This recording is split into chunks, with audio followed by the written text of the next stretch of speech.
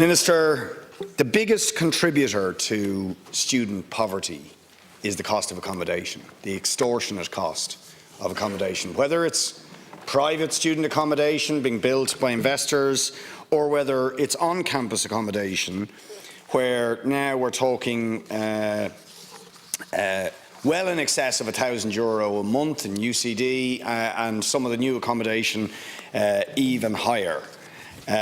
So what does the Minister intend to do given that you're giving €144,000 to developers per apartment, is there any chance of a subsidy from the state to bring down the cost of student accommodation to make it actually affordable and to do something about student poverty?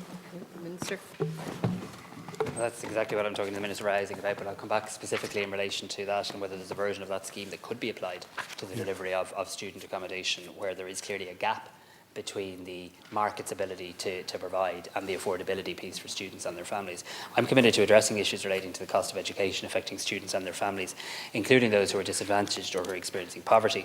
Obviously, the student grant is an absolutely critical support for students who receive it, and I have already made a number of changes to the grant scheme to help alleviate financial pressures for thousands of students and their families, with improvements coming in September. From the September academic year, we will see the all student grant maintenance payments increase. We'll see more families qualify through the income threshold increase, and we'll see a number of students see their grants significantly increase by 25% or more as a result of change to the qualifying distance for the non-adjacent rate of grant, which has been reduced from 45 kilometres to 30 kilometres. It is critical that the student grant scheme continues to evolve to reflect the financial reality that affects learners, and the Deputy is right. When we conducted the student grant review, it did show that the single biggest cost facing students was accommodation, and it did show that that is why the student grants need to significantly increase, and it has made a recommendation that they need to increase by 25% to be at a level that is impactful or fully impactful for our students. That's why I commissioned the review, and it will inform future deliberations regarding the direction of the scheme.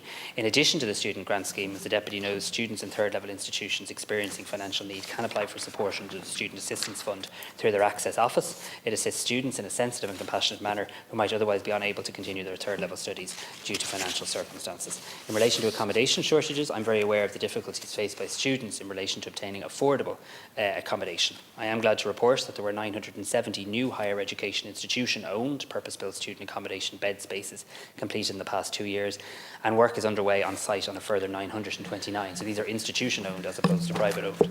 As of December 2021, there were approximately 14,500 purpose-built student accommodation bed spaces owned by higher education institutions. Shortages in student accommodation do reflect a need to increase the supply of all types of accommodation, including student accommodation, and I am working with the Minister for Housing under Housing for All to see if there's some specific initiatives we can put in place to help the colleges manage to build college-owned affordable accommodation. And I think you raise an interesting point. Can there be a way that actually the state can subsidise bridging that cost so we can get our colleges building? Many of them have significant amounts of planning permission already granted. Yeah, look, the key point, Minister, is education is a right, not a privilege. And I would go further and say it is now a societal imperative. In other words, every doctor we get qualified, every psychologist we get qualified, every apprentice we get qualified, every arts worker we get qualified, every scientist we get qualified, every engineer we get qualified are actually making our society better. We have a shortage of all of those people right across the board, and many others that I'm not mentioning. So it is the state's obligation, in its own interest as well as in the interest of the students themselves, to remove barriers to progressing in education to the highest possible level. And it is in that context outrageous, frankly, that in UCD, for example, we are talking about up to €14,000 in accommodation costs for the new builds. 14,000. Even the lower stuff is at about 8,000. And similarly elsewhere. And if you have to access private, whether it's this investor-built stuff or private accommodation, you're talking about extortionate rents. And I'll say a word about fees in a minute, but they are also a huge barrier. But at the very least, we have to make accommodation affordable for students. Otherwise, huge numbers are really put under extraordinary pressure, and for some it's just impossible to proceed with their education. We need to reduce the cost of education across a whole gamut of areas. I've indicated already in relation to my views, and we'll have a chance to discuss that in a moment, in relation to the registration fee, in relation to improving student grants, and also doing more in relation to student accommodation. I'll just tell you, I suppose, of 3 specific actions that we are taking.